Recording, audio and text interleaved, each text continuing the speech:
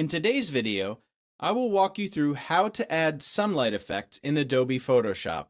Here's how you can add a sunlight effect to your photos in just a few seconds using any version of Photoshop. I'm in Photoshop right now with my image ready, and the first thing I'm going to do is create a new layer above the background layer by clicking the plus icon.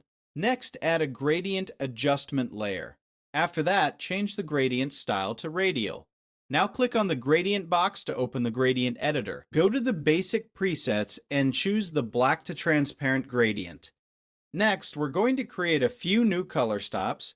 Click below the gradient bar to add a new color stop, then set its location to 10. Add another color stop and set its location to 30.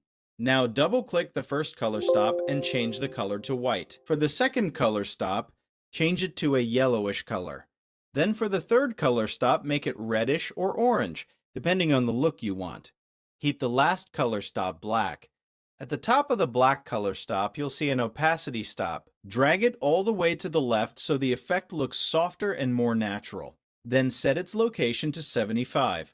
Once that's done, click OK. Now scale the gradient up a little bit and click OK again. Next, change the blending mode from normal to screen.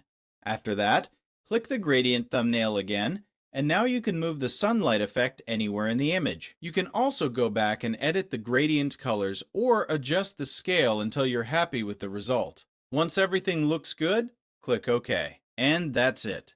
The sunlight effect is now added to the photo. If you want to use the same effect on another image, simply copy it by pressing Ctrl and C, then open another photo and paste it using Ctrl and V. After pasting, you can move the effect around, resize it, or change the colors so it matches the new image properly. And that's all for this tutorial. Thanks for watching, and I'll see you in the next one.